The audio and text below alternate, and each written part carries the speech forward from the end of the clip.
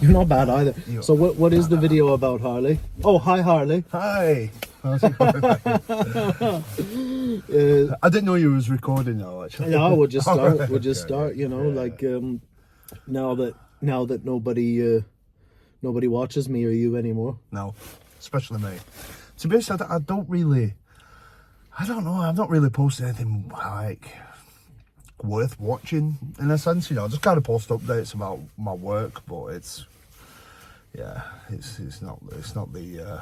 not the stuff that's going to set you. It's not the most riveting thing. No, it's not. No, it's not. No, it's not for me either. So it's not 1,500 TM62 mines in a week. No, it's not. Them days are gone, unfortunately. So it is very. It's quite hard because last time we spoke about the demining situation out there, the trouble that we have is that a lot of the mines are now gone in the area that we were working. In Kherson. And the mines. And Mykolaiv. It's all gone. Yeah. And the mines, where the mines are now, are where the FPVs are. And I just won't work there.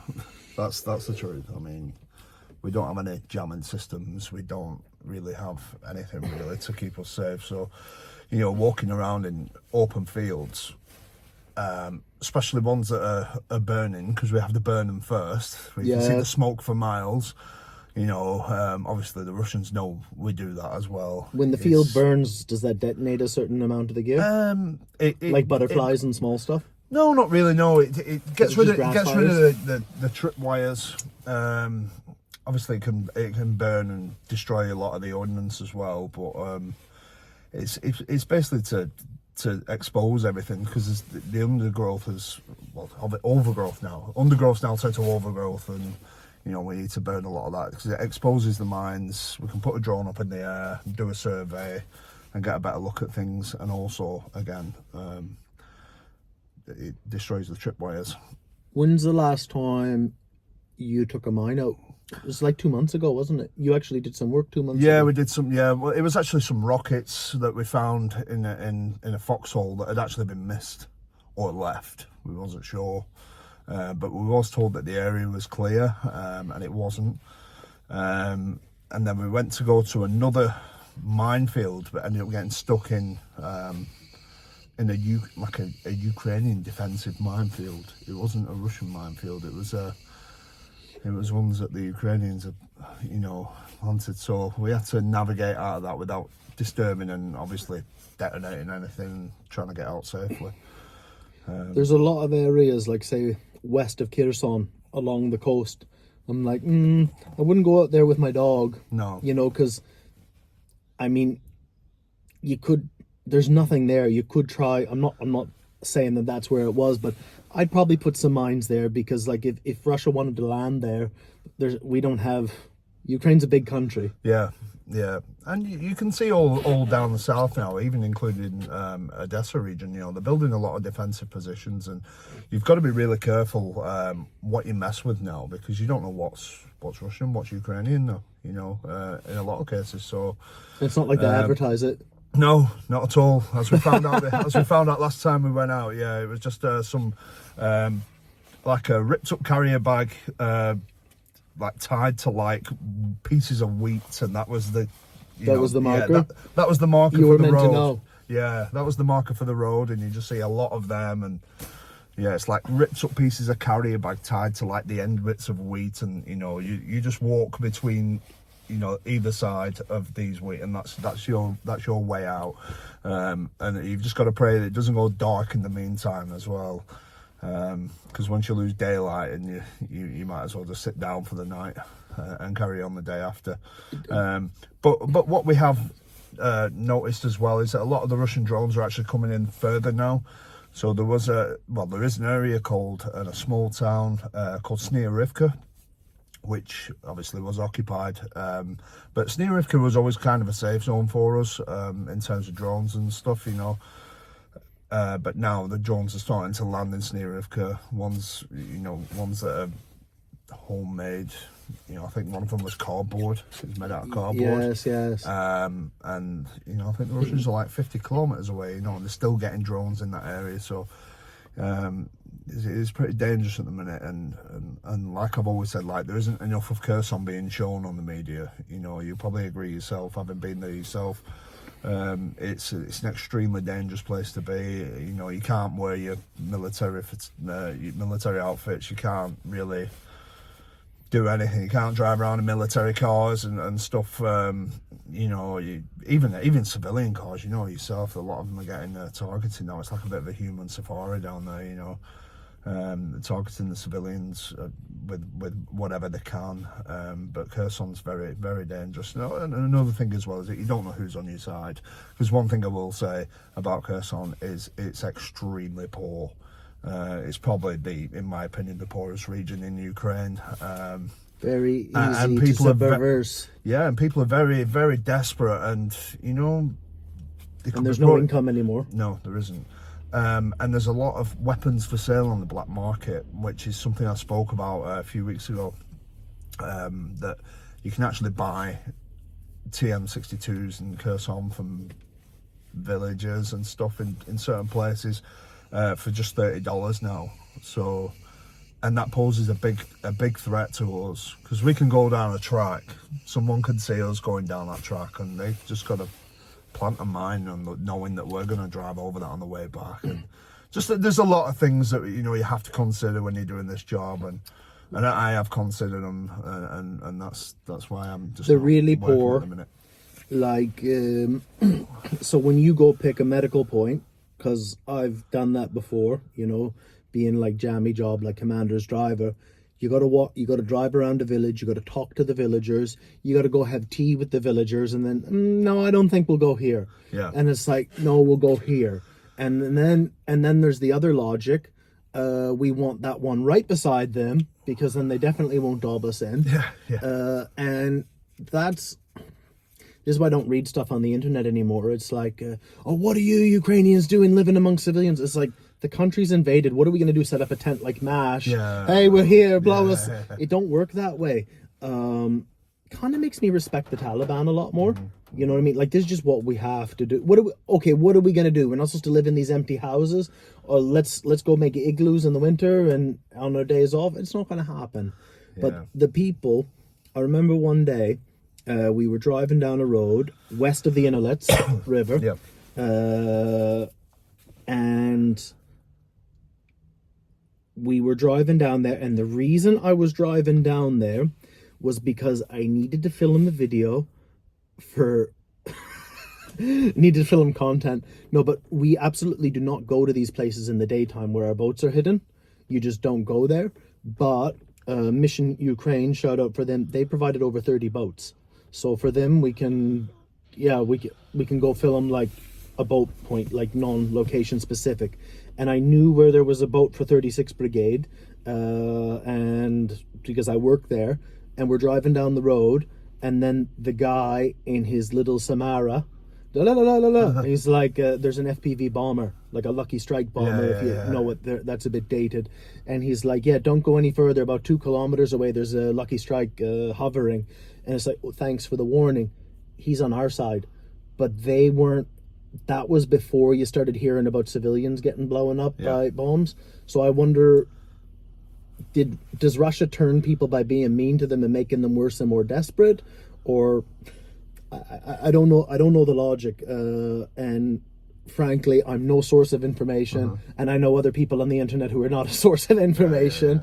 But I think as time goes on, they get more and more desperate. They do, yeah. They have to eat. They have to eat. And you have to eat. The thing is as well is that a lot of people down there know who I am. Obviously, I've spent a lot of time down there, so a lot of people know about the British guy who removes mines and stuff. And only last year there was a time where it was called out, and it was actually a targeted attack on us, on me and Kevin, where somebody called us out to some mines, and I looked at the mines and I looked at the field, and the mines weren't fire damaged. The field was all scorched from incendiaries, but these mines were brand new out of the box. There was also facing the Russian trench that used to be there, which again is alarm bells, because the mines are designed to protect the trench, but these were brand new and facing the trench. So it was all a really weird situation that we didn't like, and then the guy was really sketchy as well, and started trying to get off and disappear and stuff, and I started making excuses, and it turned out that he did disappear, and then that field got hit, but luckily me and Kevin were gone. away. Does he still have that same truck, which is quite distinctive? Kevin does, yeah, but I had to get rid of mine after that. What, the Buhanka? No, do you remember? That's not very distinct at all. No, the Mercedes. Soviet bred van. Yeah. Is that why you did get rid of it? Yeah. You gave it away. So it was out of the goodness of your heart, but it was also for your own self-preservation. Yeah. I mean, it wasn't good for the job anyway, but it's like me. We had to send it to another area in Ukraine. Just obviously, anybody can walk up to you in Kherson if you're driving through that village. And anyway, you can put a bullet in your head and walk back into the bushes, and that'll be nobody would ever know anything. You know that you got to be careful with that. Like some random on Instagram, like an American wrote me in Kramatorsk. Are you in Kramatorsk? I seen your truck, a patrol with the windows blowing out, with a severe paint job. I was like, there's not too many of those. Yeah. And then after that, I was like, green L200 is the way to go. Yeah. You don't want people knowing your business. Well, even now, like you don't see me wearing my uniform anymore, ever. No, I never wear it. I know, obviously, we're here in Kyiv at the minute, but even in Kherson and stuff. Last time, obviously, we was demining and doing the heat. rockets. I was just wearing what I'm wearing today. You just got to take these precautions now, and it's. You're a high value target in some eyes, aren't you? As well, That's true.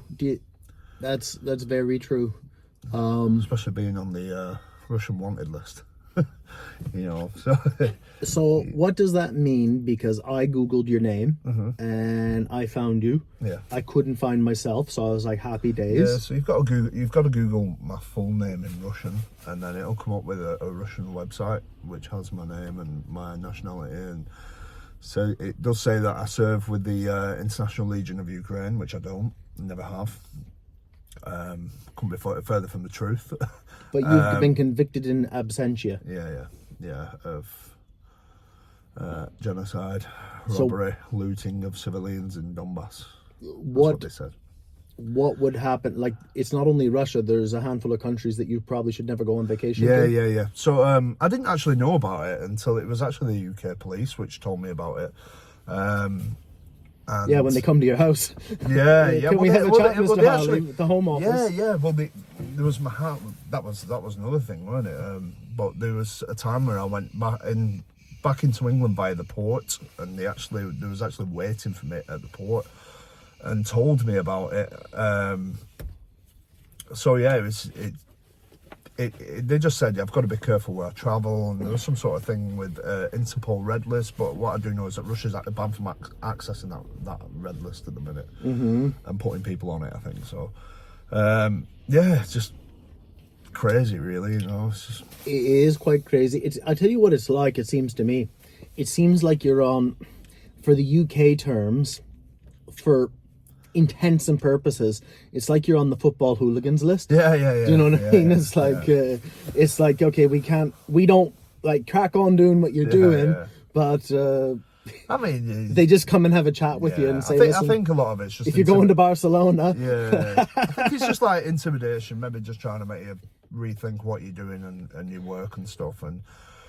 But there was a guy there's no truth. There was a guy who went to Vietnam who got extradited. Yeah, there was. Yeah, so it was Vietnam, Venezuela. The two Colombians that went to Venezuela on the way home, they got sent back to Russia, didn't they? The two Colombian soldiers. Do you know about that? They was flying home after completing the service. There'd be no diplomatic service getting the Colombians home. No. They're in Russia to draw. Yeah. So they finished the contract here.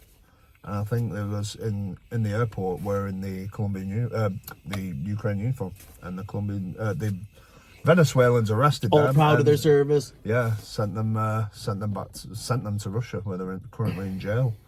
That's not good. No. So yeah, I do have to obviously be careful where I travel. And yeah, I mean, I've no plans to go to any of the countries that I'm not allowed to go to.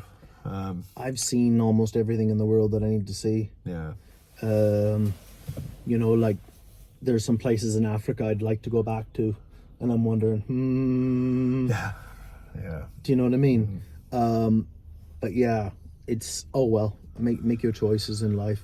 Well, the thing is, I think in terms of obviously the work that we've done, you know, since June 2023, we've removed 23,000 mines, which is a hell of a lot. A hell of a lot. That's more than any other team in Ukraine by far. And in the grand scheme of things, it's worth it, isn't it? Do you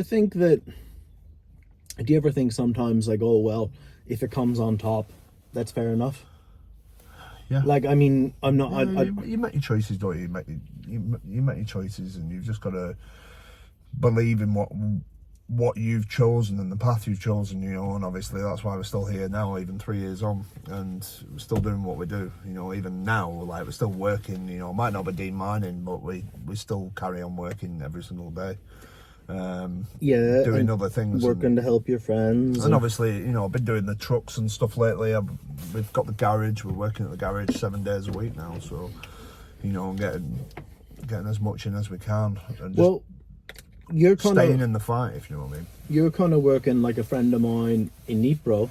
I met him at the Auto Bazaar in Dnipro, and he's got a shop a few minutes drive away from there. There's loads of mechanics there, and he runs his business day in, day out, but he does, and another mechanic comes around at night and they do an army car for free. Mm-hmm. Do you know what I mean? Like they keep their bills paid, they keep their families fed, they do an army car, but because he would never take money off me, of course I'd have to buy the parts, whatever, but I'd never get so much as more of an oil change from him.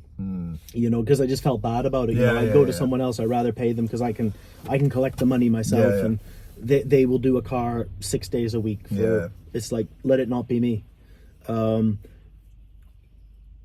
How many cars have you brought over since you've been at this? I couldn't even tell you, to be honest. I don't have a figure, but in the last month it's 7. Yeah. So, and we basically try and get decent mechanical cars that may have chassis problems. And we restore the chassis on them and then send them here, because obviously we can pick up good cars for cheaper that way. If you're willing to suffer body work in the UK, prices go way down. Oh yeah. That's why people I used to buy vans with dents in them. People are, how can you get all these Landcruisers and sorry, and the Hiluxes and stuff? It's like, because we buy them with chassis problems, which drives the value down massively in England. Because people just don't want to do that. But work. we can fix that. Obviously, we have a welding workshop, and we can do like basic repairs as well. But there is a garage next door which does do car repairs. So I mean, if there is anything that needs doing, we do make sure they're right and everything is good to go. But we do try and stay away from anything that has like major mechanical problems. Do you know what I mean? Of course, because anything that's ever had an engine change and stuff like that. I mean, we just try and stay away from anything like that. But we're doing really well so far. Obviously, I'm here today, so and I'm here with a Landcruiser which is going to Azov in Kramatorsk. Very good. And yeah, you know, we just got to keep going and doing what we're doing. And then I'm straight from the garage, straight in the car, straight to Ukraine, and then I'm straight in the garage when I finish as well. So yeah, you know, as you know, we've got 3 cars outside that are ready to go. So what does it do to you though? Like, cause you're doing this now, it's put you in touch with a whole bunch of different people that you never met before. Yeah. Because people volunteer to drive them down. Yeah. And stuff. Like, you've probably met another 30, 40 people that you're dealing with that you never didn't hear tell of ever before. Yeah, absolutely, yeah. So I mean, there's a lot of good people out there you've obviously met. There's a community of like, I mean, Jez, who's just helped me out with this Landcruiser. Yes. Chris, some of the guys who was on the convoy the other week. You just meet some really good people, and I mean, really good people are really hard to find as well. Reliable people are hard to find. I mean, part of the reason why I've always worked on my own and done, as you know, a lot of the work I do myself. You know, I go out my way to do everything on my own because I trust myself, and I trust myself to get the job done. Yes. You know, I don't like relying on other people. It makes me anxious. So. Well, this is it. Or people who call and ask a million questions, or Yeah. people who have their own ideas about how they're going to do Yeah, something, and you've done it 100 times before. Yeah, But they yeah. start telling you, why don't you do it this way? And they've never even done the trip Well, I think once. yeah. I mean, I did put an appeal out once for drivers, and I put my email address there, and I mean, I had a good response. Mainly positive, but there was some really bad responses. I mean, there were some people in there who were giving me 1 to 20 bullet point questions on the job, and I'm like, you know, like I just. And do we drink Costa coffee or Cafe Nero do we coffee? Is it one sugar or two? There was one guy who gave me, because obviously we have to reimburse the expenses Of and course, stuff, of course. and you know, make sure people aren't out of pocket. But the one guy who had like, I think it was 52 receipts for cups of tea. You know, it was 52, and he were like, you know, and I was like, what them? You know, and he was like, it's my cups of tea, and I was like, what? I don't know. And this is the guy who joined the queue to get into Belarus. He crashed the car. Luckily, it was a free car. He crashed the car into the central reservation in Poland. And then he gave me 52 receipts for cups of tea. So he drank 52 cups of tea between England and Poland. Well, there is a border open between Belarus and Ukraine, you know. It's only open one day a week, and it's only one way into Ukraine. Oh, right. I do know that for a fact. I never knew that. Yeah, one day a week I know it's open. But see, that's the thing. Like, I bought, was it 7 cars in 2024 and now, and 2 of the guys, God bless one of them, he might watch this, maybe not, because he doesn't have the attention span, probably how he manages to fuck up.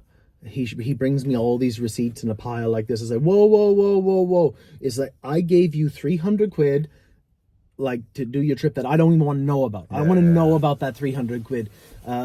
Just give me the fuel, give me the hotel, give me the ferry, and here's 300 quid. Like, you don't drink alcohol, so like 300 quid is a lot of food. You know, and he gave me every little receipt for that, but then he wanted that on top. And the 2 guys came to pick up the 2 trucks. These were not trucks that I bought, but these were trucks for Tilda. Very nice Hiluxes that she gets for free from El Bay, the mining company. Great guys. I wish they give me one, but they give them to her, and I'm very happy about that. But yeah, these guys are going to drive down with 2 of them. One of them's got a trailer. It's a long trailer. He's got a C license, so it's great. But the guy comes from Dalarna, so that's like 6 hours away, like in Sweden, towards Norway to the north. So he was delayed because of ice on the road. Okay, that's fair enough. They show up, they pick up the cars, they get to the Polish border, and then he realizes his passport is expired.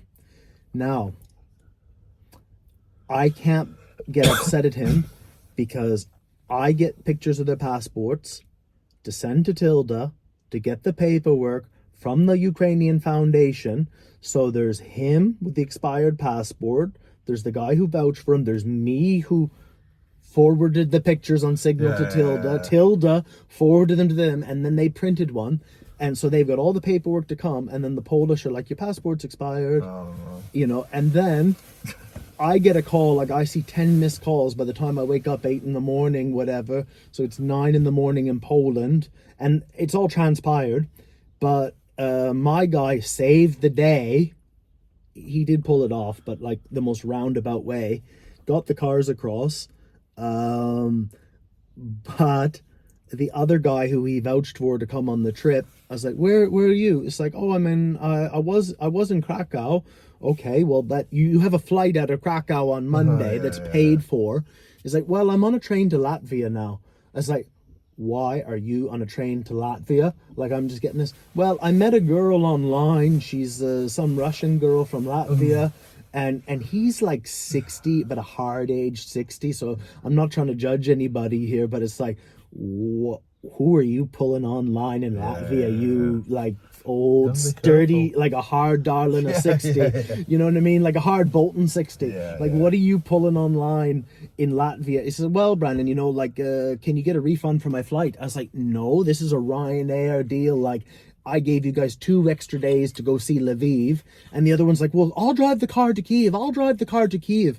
Is that you weren't asked to drive the car to Kyiv? You were asked to drive it to Lviv.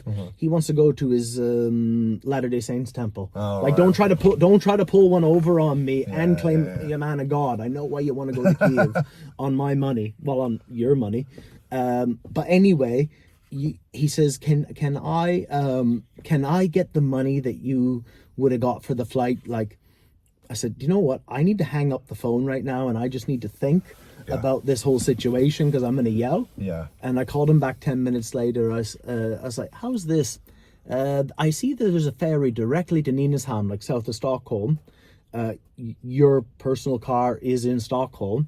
How about I give you 250 euros right now? Latvia is a cheap country. Go there for a few days. That'll get you there. I'll give you another 100 euros to get home to Dalarna. You and me never ever talk again in life.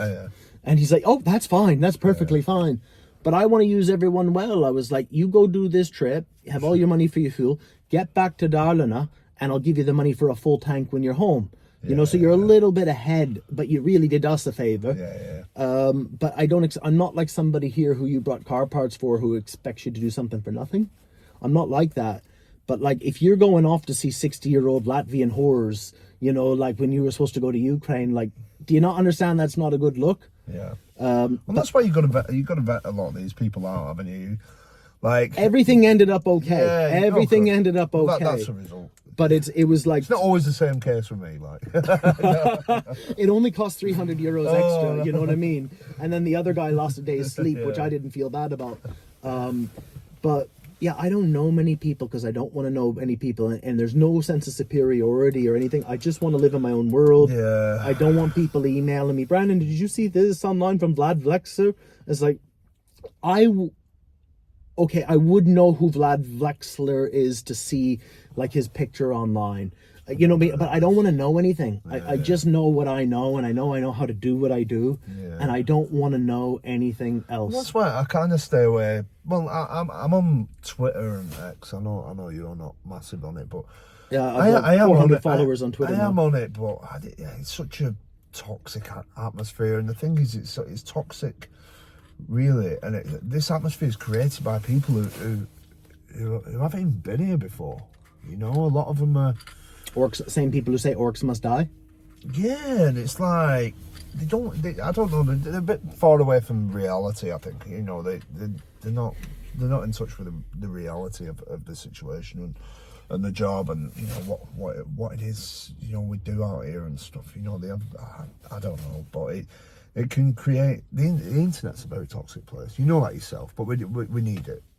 We need the internet. We do need the internet. We need the internet. That's how we push our story and push what's going on out here. But unfortunately, it is a toxic environment as well. Well, it's like, you're my friend. I don't want to know anybody else, but it's like, people were writing to me about somebody. You have to meet him. He wants to reach out to you. And somebody wrote me an email once, and he started doing name dropping. And I was like, that's the oldest tactic in the book there. I right away, I think you're full of shit. And then I found out he was full of shit because I just started watching some of his videos, and I was like, that's a lie, that's a lie, that's a lie, that's a lie. That's one of the reasons why I don't. And then they're shaking down corpses for like months on the internet. That was his dream, to get this. And now you don't hear tell of the guy. But I'll tell you what, I went to meet, and he asked me 4 times to meet. And I didn't want to meet him for no other reason than one of his previous associations was Rick the Ukrainian. And I went and had lunch with him 3 weeks ago. One of the most sound guys you'll ever meet. Honestly, I didn't know he's from Donbass. And he's a good guy. He's still got an auntie and uncle there that he's not close with. But all the people who don't want to be on the internet here, that are Ukrainian, that wear a mask, nobody needs to wear a mask in this war. But the people who do it for genuine reasons, they have family in occupied territory. Yeah, that's true. Now, he's not close to any of that family. But I will say for Rick, there is a thing in Ukrainian society where some people think that people who come from occupied territories are not obliged to fight. and I've heard that from a few people before, that like when the TTSK started mobilizing people, they didn't agree with people who were from Luhansk living in Kyiv or whatever having to be mobilized. I've heard serving Ukrainian soldiers say, I don't agree with that. It should be boys from Uzhgorod, Lviv. It shouldn't be somebody from an occupied territory. And I understand that, but I didn't know that about him. And I met him, and he's really sound. And all he does basically is he hustles online real hard, but he closes monobanks. That's all he does. He closes monobanks because foreigners will never know about him if you're not on Instagram, which most people on YouTube, I'm not on Instagram. You won't know what a monobank is, a jar. And every Ukrainian has Ukrainian account. Yeah, it's like, we're collecting for a reb for the car. We need to fix this car. We're looking for this. And Rick gets to know those guys. Yeah. And that's all he does is collects. And like, if their jar is half full, like they need 200,000 hryvnia, Rick will put the 50,000 in. So I think it's really cool what he does. But I didn't know because I don't want to watch other YouTube content. It's not going to teach me anything that helps me. Sometimes you don't have enough time in the day. Well, you don't. You know, you're trying to, even like with me, you know, I have my working life, my personal working life, my relationship. I've got a child. Good woman, yes. And yeah, it's just sometimes there's not enough hours in the day, and it's like, you know, there was a time where obviously I used to say thank you to everybody, every donation I got and all that, and I used to do it every Saturday. Now I just, you know, I did do it the other week actually. You know, I tried saying thanks. Every 2 months or so, I'll go through the list. I've got to go through my buy me a coffees now and say thank you. It is difficult. I mean, I'm up at 5 a.m. every morning. You know, whether I'm here or in the UK. But you've always been an early riser since you were... Yeah. I mean, yeah. Once I'm up, I'm up. I'm in bed at 11:30. Yeah, I do try and... Well, I've tried... One thing this war affected with me, and this is serious, was actually my sleep. Like, and it made me really ill, actually, for a long time. But actually, for the last 3-4 months, I'll say 3 months, I've actually started to get like a healthy sleeping routine, which I've not had in years, you know. And it was affecting me. I was going to the doctors and stuff, weren't I? Because obviously I just wasn't right, and I was really run down and stuff all the time. Stress and everything, and just trying to do everything and juggle everything in life and stuff. But I actually got better now. So with that, I'm just trying to keep a routine with that as well. So. It is tough sometimes trying to keep on top of everything and how about speaking of keeping on top of things and things turning upside down, how about the Polish border these days? Yeah. Well, every time I go there I have a big problem. Like, it's not just the Polish, it's actually the Ukrainians. I turn my life over to God. I just turn my life over to God. You know how it is when you're working with declarations. If there's like, you have these declarations basically, when you're bringing aid to Ukraine, it has to be declared. And if there's one number, anything that is wrong with the declaration, you cannot enter with them goods. You cannot do anything. And unfortunately with me, I'm one of them guys that they always find a fault with, no matter what. So what happened yesterday was, I brought some goods into Ukraine. I bought some goods in Ukraine, but I had to go back to Poland as well to post them. Now, when I came back into Ukraine, so I've gone back to Poland, posted, done what I need to do. Now I need to go back into Ukraine. They've now asked me for a declaration for a battery charger, which charges your vehicle battery, like a trickle charge, a little matchbox thing. Yeah, the little emergency. Yeah, they've asked me for a declaration for it because it's new in the box, but I just bought it in Lviv that morning. So now I've gone back to Poland and then coming back into Ukraine, even though I've got a receipt for it that it was bought in Ukraine that morning, the Ukrainians wanted a declaration for it, and they held me for 2 hours yesterday over this. I had to get a declaration made. I had to ring up a charity and say, can you do this? And they couldn't believe it. I couldn't believe it. The whole thing didn't make any sense, but that's the whole point. They never make any sense.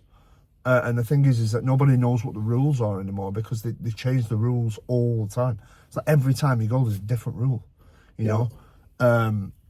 And yet it was. I'll tell you what it was. It was you know, like what you put your coolant in by your engine, like a water, a coolant tank.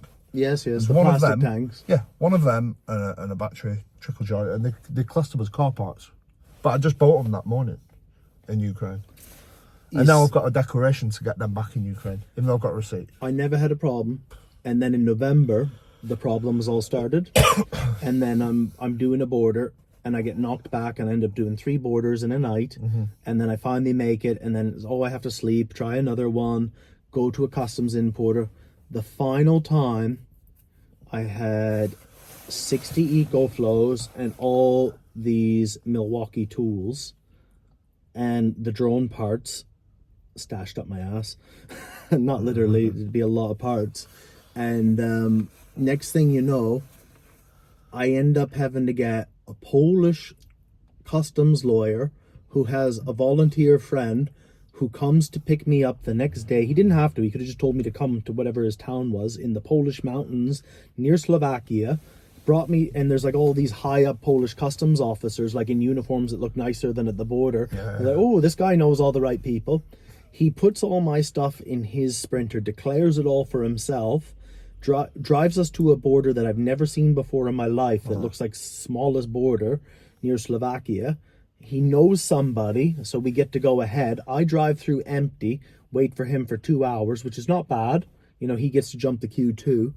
And he's kind of like a grandfather. Like, he's just put 11 hours in. He said, no, we won't unload here because the road's bad and you have a veto, but I've got a 3.5 ton Sprinter, or 4.2 ton, you know, like not the 7 ton. He's like, we'll drive to this Oko up this way because then I can go back to Ukraine, this border, and the road's better for you. And I was like, kind of like your granddad looking out for you, you know. And I was like, but that was the last time I brought anything in. All this trip, I just came for training. I've been in two polygons and in the language school, and the Landcruiser and the drone parts just take a lot of money and a lot of time, and I'm just working my ass off here. But that border is a nightmare. Before I came back last time driving through, I'm in Lviv. I'm in Lviv. I'm driving to the border, and I'm like, what have I got in the car? And then I'm like, oh yeah, that. Anyway, doesn't matter what that is. Fuck's sake. Anyway, I end up driving to our favorite border, right by the petrol station on the corner where there's a ditch, and do a piss and chuck, and then 6 days later pick it up. But I'm like, could you imagine? And I'm not even a bad guy. There's nothing wrong with me. There's a story to why I have that, but I mean, it doesn't, like, oh, could you imagine? Like, but I can't do it anymore because you know what my plan is. You know what my ambition is. It's got knocked back by at least a few weeks. Okay, that's fair enough, but there's other things we can do. And I mentally can't deal with the Poles anymore. No. I mentally cannot deal with the Poles anymore. No, it's how really you do difficult. it? How do you do it? I don't know. You know, I always say it's my last time. That's why. And then after a few hours or a day, I've calmed down at that point, and it's like, right, we've got to do this again. The thing is, if I don't do it, it's not going to get done. That's how I see it. And there was one time where I got fined by the Poles 700 zloty, which is about 180 quid, pounds. I think I could be wrong. It was I think divide it was by 4 is usually what I do. I got divide fined by 3 4. times in one night, just because somebody who'd done the declaration had actually done it wrong for the, you know, the T1.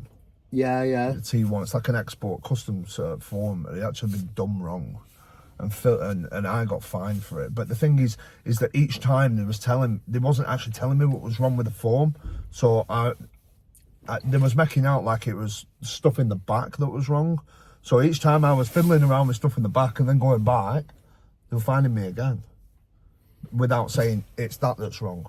You know, they wasn't actually telling me what was wrong. All I thought, the way they was talking, everything, it was like it was what I was carrying. Good score for the Exchequer. Oh yeah, it was a good score for them. Yeah. The thing is, when you get fined in Poland, you expect to pay it there and then. By the way, whether it's a speeding ticket or a customs fine or anything like that, it's not like here's a ticket you can pay in 7 days. It's they've got the card machine right there when you get a speed fine. Yes, they have. They've got the camera in one hand and the card machine in the other.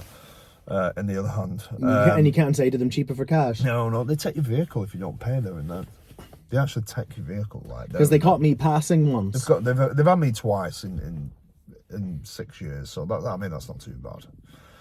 Because they are everywhere. I don't know if anyone's driven through Poland. Yeah, they're all on those side country roads. They hide behind trees and everything, you know. They really, I had a good soundtrack savvy, going, you know what I mean? Like, I was Yeah. listening to Jerry Rafferty, if you know Jerry Rafferty. No, I don't know. No, you wouldn't anyway. I was going straight down the line, and it's like, and then I'm passing the guy, and I was like, yeah. it's a national sport in Poland. Yeah, it is, especially for them. So, and they like hanging around near the Ukraine border as well. So, Because I think I'm so clever, I get off that boat from Sweden, and I get to the boat on time. Like, depending on what boat it is, if you're last in the queue, the way the boat, because I know what boat does what, you're first off the boat. Or if it's the other boat, if you get there early to first on the queue, you're first off the boat. So I know in the morning, like, I got to race through that before traffic and get onto the motorway, because you got to go from Gdansk and you have to go around this queer thing. And if you've ever been through Warsaw, it's all construction forever. But once you beat that, it's like, yeah, I can get to Ukraine border in 6.5 hours. And then every time I forget, wait a minute, you're going to get knocked back at 2 borders at least anyway. What is your hurry? You know? But enough about the Poles. The problem is, you can't deal with them like you can the guys on the other border. It's a lot simpler on the eastern border of Ukraine, in principle, because the Polish... enough of that. So... I've got to get this truck here in the next couple of weeks, and there's an American guy who is a volunteer in Покровsk, and I was going through, because I've got Revolut now, and I checked, he gave me $75, and I was like, wait a minute, I know him. I actually know him in real life, and I wrote, was that you giving me that money?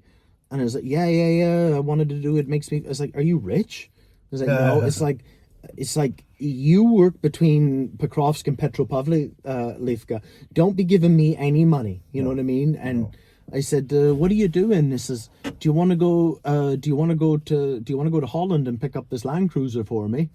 And he's like, yeah, I'll do that. And I was like, perfect. I got, hopefully he can drive. No, he can drive. He Are can. you sure? Yeah, he's an ambulance driver. He's 24, Okay. but he can actually drive, because he fitted his own Kazovac. He fundraised for his own Kazovac that he's actually used, and the car's still running a year later. Okay, fair enough. So that's. The last time an American drove me was actually the other week, and it was a guy who was driving us to the border, and he drove 70 mile an hour into a field. Why? Yeah, and we went straight into a field, and me and Taras. He might be watching this, Taras. Hey, Taras. He was driving in the dark, and he was meant to be driving us to the border. And I thought, this is 7 o'clock in the evening, and then I was driving. I'm thinking, why are we not there yet? And the next thing, we're seeing a sign, welcome to Ivano-Frankivsk. So he drove us the complete opposite direction for 2.5 hours. Because that just seemed like the thing to do? No, I think he just went the wrong way and kept driving. He's 80-year-old guy, American guy in Lviv. It's quite well known. Well, I remember back in my smoking days, like in England, I'd be driving on the M6 or whatever, and then David Bowie'd come. I was like, oh, that's a good song, and then I'd miss like 4 junctions on the. But it was like, this is a bit different though. Yeah, but on the way back, he was like driving us to the border. Once we turned around at Ivano-Frankivsk, and obviously he's got his foot down at this point. He's speeding. It's nearly midnight. And yeah, instead of, when you see the signs, you know what it's like driving in Ukraine at night. It can be quite, you don't really see much. There's no street lights. There's no, like you have the cat's eyes, we call them in England, in the middle of the road. There's none of that, as you know. And there's these left, bend signs to say left bend, but this guy was, treating them as, go faster, like he was in a go-kart or something, you know what I mean? And he's 80 years old? Yeah, he's 80, yeah. Go on. And, yeah, instead of turning left, he went straight. And luckily, there wasn't a barrier there, because I don't think I'd be here today. You wouldn't be alive, no, you wouldn't. But we went straight into a field. and somehow the car was drivable.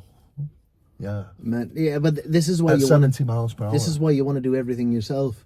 Yeah. You know, I have so much faith in humanity, but I have so little faith in humanity after these past 4 years. Yeah. Like, last one, Saturday, you're going? Yeah. Yeah. No, the thing is, I was backing into, it was last Saturday, wasn't it? You were talking to Ignat. Mm-hmm. It was last Saturday. I seen him parked and I backed into his car, like just nudged into him. Either he was there or not. Screw Ignat, you know what I mean? Just to screw with him with this. And he was in the car talking to you, and then I was like, oh hey, and he's like, Swampy's dead. And I was like, I weren't surprised.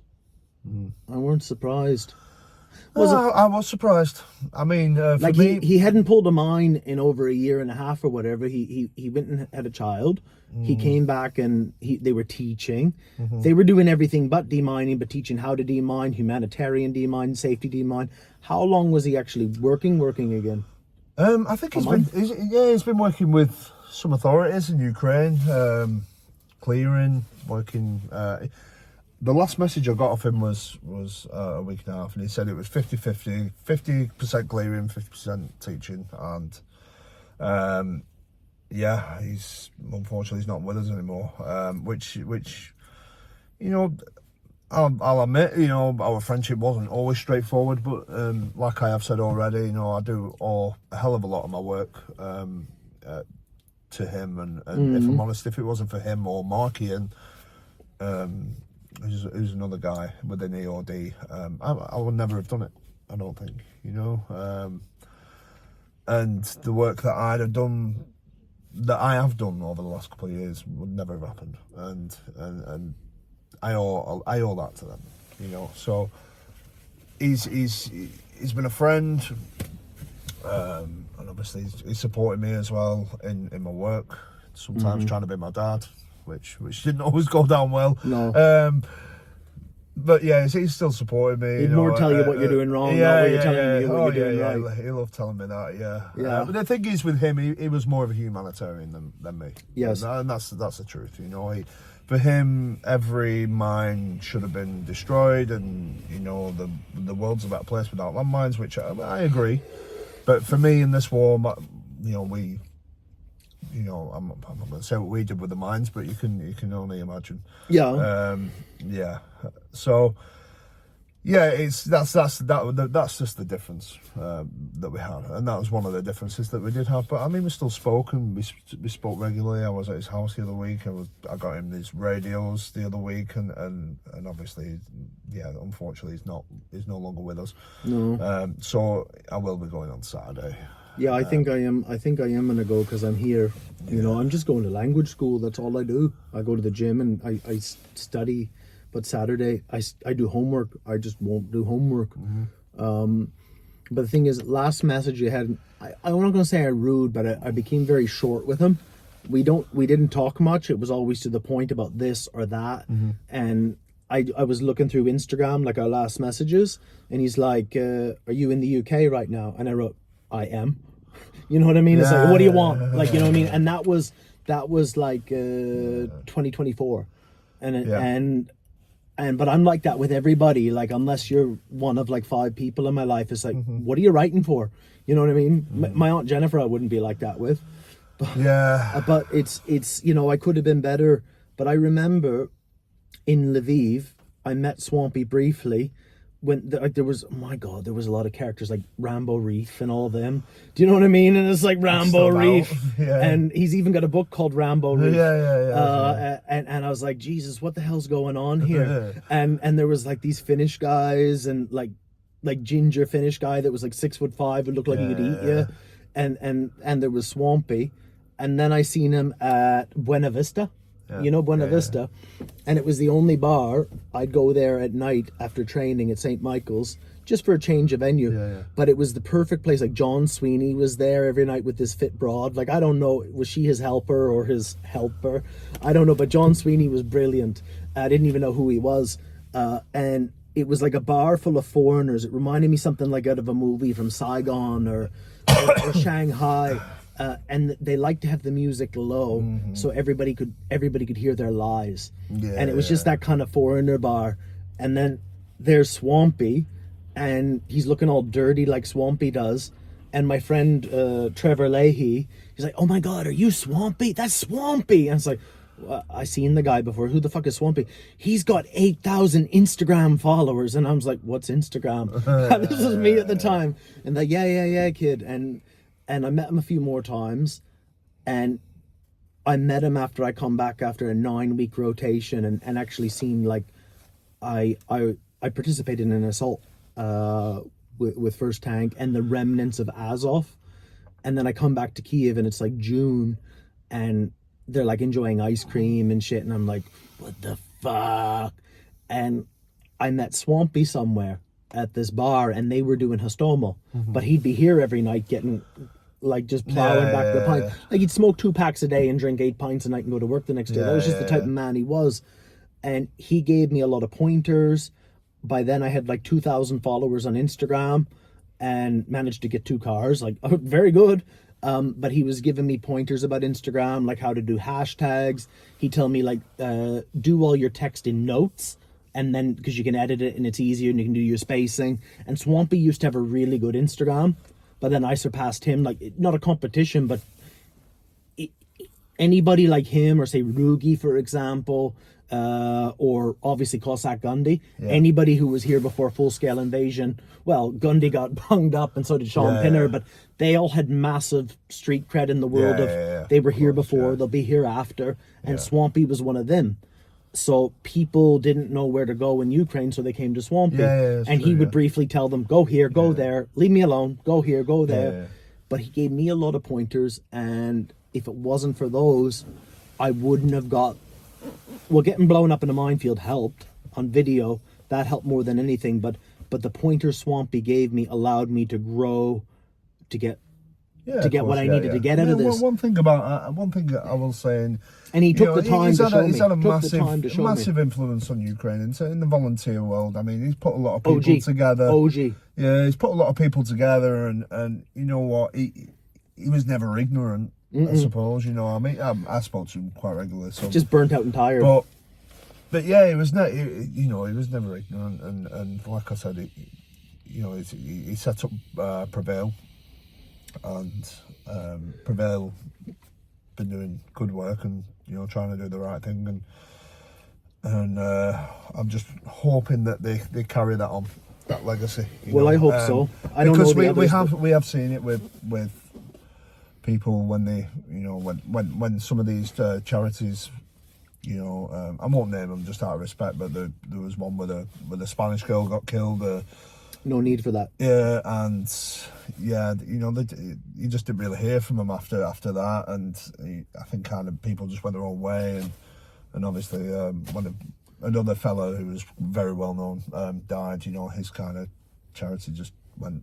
Everyone went their way, and you just don't really hear from them. So I'm hoping that they do carry it on. Well, Sean Pinner, he's got the name, he's got the morality. He has the morality, and he ain't going nowhere. He ain't leaving Ukraine. No. So obviously operational work's going to change. I mean, I don't know how many experienced EOD techs they have.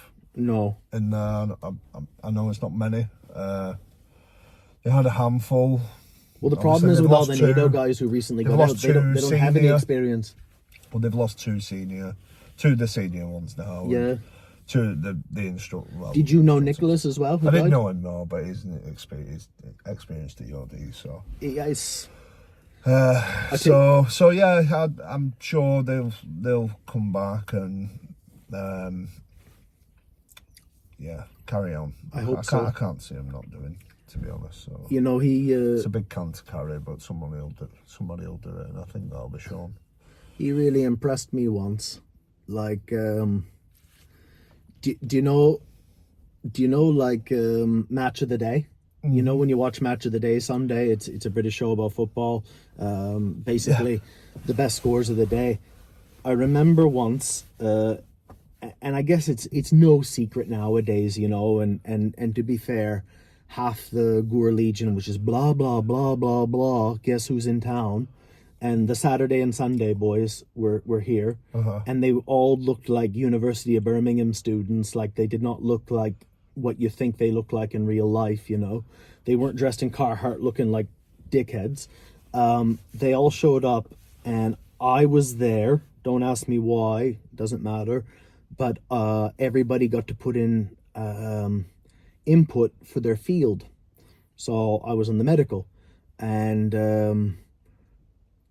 obviously they had an EOD guy. They had SIGs people, they had everything. There was about 5 or 6 of them there, all with their notepads, doing their thing. And they're like, oh, we need an EOD guy. And Swampy was out on a mission till like 2 in the morning. And back before FPVs, you could really do some dodgy, interesting things in this war, like I have. And I don't know if he got home and drank like a bottle or whatever and then passed out and had all but like 4 hours sleep. But he literally fell down the stairs into the kitchen room of the Goor S4, and his boots were like half, the laces were half hanging out, everything. Swampy's hair everywhere, looked like a deranged crackhead, like from Liverpool. Do you know what I mean? No sleep for 3 days and half a bottle of whiskey. And like, these are important people in the room, you know what I mean? They're going to take notes and bring them back to their people, and something's going to come out of this. And he was just like rambling like a la la la la, and somebody just makes a coffee for him, and you know, like the instant coffee, I could just see the guy over there like not taking a spoon but literally like pouring it in, and I was like, here you go, Swampy. And then the guy literally came, like there was a bit of seniorage, like because Swampy was like older, respected man. Like he put a cigarette in his mouth and lit Swampy's cigarette, and he's like, here Swampy, get some coffee and nicotine into you. And he was rambling like an absolute whatever. But then it was like I don't know how else to describe it in front of very important people. It was like an airplane, like it was stalled out, a single engine, but then all of a sudden Swampy had some nicotine and caffeine in him, and it hit him, and he managed to pull the plane out of a stall. And he started talking sense about EOD, and he started talking humanitarian, like it's this stuff's all going to come out anyway. He started talking about like the problem with Soviet walls and how you have to tamp them, and you have to you have to blow off a door, like a big door, to tamp the wall to blow the Soviet concrete. And he was talking about Semtex and the wires, and I was like, holy shit. And he was a geek. But he knew knew every technical thing. He did, and that's what set him apart from everybody else. I mean, to be honest, another reason why our relationship is quite difficult, was quite difficult at times, is because he was a professional, you know, and he studied everything. He knew everything, you know what I mean? And he was the guy who turned up in the uniform. He loved that EOD vest and the helmet and everything, whereas I'm the guy, I was in my Crocs. He needed to be that. Yeah, I was in my Crocs and not wearing a helmet and not wearing body armor. But he knew exactly how many grams of Semtex was required for how many inches of concrete thickness, and how to like, and the guy there was just like, and he's supposedly the best of the world, you know what I mean, because that's who they are. And he started taking, but you could tell that he believed Swampy, and it sounded good to me, but it was beyond him too. Yeah, of course. Anyway, fast forward a couple months, they got everything they got, and but I just like literally, like he just, and it's like, here Swampy, get some caffeine and nicotine into you and start doing your and I was very impressed, you know what I mean? Like at first I was like, this is not good, but it's like, what's he gonna do? But it was like he was like Keith Richards, do you know what I mean? It wouldn't matter what state Keith Richards is, he could get up on stage and and then he came on top, and 41 years old. 40. Yeah. I just turned 39 myself. Yeah. How old are you? I'm 35. So yeah, it's a big loss in the volunteer world. Big loss for Ukraine. big, huge loss for Western EOD in Ukraine. The world, Yeah. because the EOD is a small And community. obviously, yeah, even myself, I've not been doing a lot lately, so. But it is something obviously I want to do again. But I'll go back to work when the conditions are better, if I'm honest, and when it's worth it, And that's the bottom line of it. Sometimes you need to look, and obviously yourself. I've been injured a couple of times, and there was a period last year which wasn't combat related, but I was in a wheelchair, but it also, that period also reminded me of what could be. And the thing is, if you get hurt out here, it's your family who are going to be picking up the pieces when you get home. And yeah, I thought a lot about that. And Eddie's a good case. Eddie's a miracle case. yeah, absolutely. The support he got is Yeah. Now he's going to work at Superhumans. Yeah. They offered him a paid job, and he's going to be like a spokesperson and help people. Yeah. Like he met Prince Harry. He wasn't too impressed by Prince Harry, by the way. All right. Thought he was a bit of a anyway. But Is it that. Harry or William? I thought it was William. No, it wasn't William. William's the heir. Harry? Harry's Oh, the no, spare. it was Harry. Invictus. Yeah. Yeah, but he I weren't. don't know, I had a different image of it. But the point is, Eddie got enough of a collection, and this is nothing secret. Like, he telling anyone, he can buy an apartment in Ukraine, which he wants to buy, and he'll have some money left over. But now he's got a paid job. But Superhumans is literally probably the best prosthetics in the world right now. Up there, like with Headley Court and Surrey. Yeah. He's gonna get the best arm, the best leg, and he told me the other day, like, he's doing his things. I says, I see you doing all them squats on your new leg and stuff. Have you learned to take a dump yet? And he says, honestly, that's the one thing yet, because you have to learn every angle with a leg. Like, he's telling me about like how to get his leg done. Like, you don't think about this. No. So it's his left leg and left arm, right? Yeah. But he can get down on the ground now and then push himself up to get up off the ground, but he can't master the movement on his mechanical leg to get on a toilet. His everything works. And I don't mean to be crude, but you don't think about that. No. He has to learn how to do everything at every angle. Like, he'll be able to use that arm to do whatever. Like, but if he wants to do this, that's like another week training. To do this is because that they're ocular implants into your bones. Okay. So he can actually manipulate everything. But like, it might take him a week to learn to do this. Yeah. But then to do this is like another thing. Wow. And now he's got to learn how, because he can get on the ground, and get up off the ground. Yeah. But he hasn't mastered sitting on a toilet yet. He will, because that's part of the process. But I'm just saying, you do have to take care of yourself, because he's a 1 in a 10,000 case that you're going to get that kind of support. Yeah. And I tease him about it all the time, but he likes that. Yeah. Like, He's very upbeat and positive. well, he is. He's a lot more upbeat and positive than I would be anyway. You should go there. You should go visit him. Because I did say I'll come sometime. But again, I don't have the time. But I will make the time. Well, Eddie, it's just outside of if I know he's not Lviv. watching. I met all the Latinos. There's I've been- American I've been- soldiers I've been- there. There's Ukrainian soldiers. Went Oleg, No leg. Oleg lost his foot. I went, organised his new leg. Right. So, what do you got on tomorrow? I've got a handy Landcruiser over. Get ready for Saturday. Obviously, go home? we've had a few hiccups at the garage, which you know about, which I'm not going to say.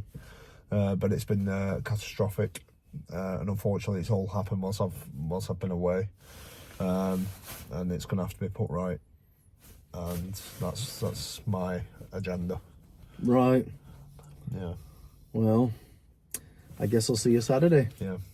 And we dodged what's his face there by about 20 meters. Yeah.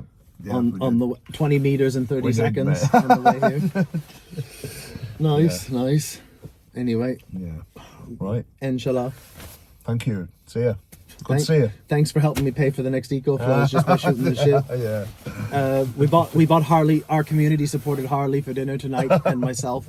We went you. for a Georgian just to finish off. We had the Georgian salad, we had the hachapuri, we had the kankali, and we had the shashlik. Yeah. And I've got 3 missed calls off my girlfriend. So who's working at the garage?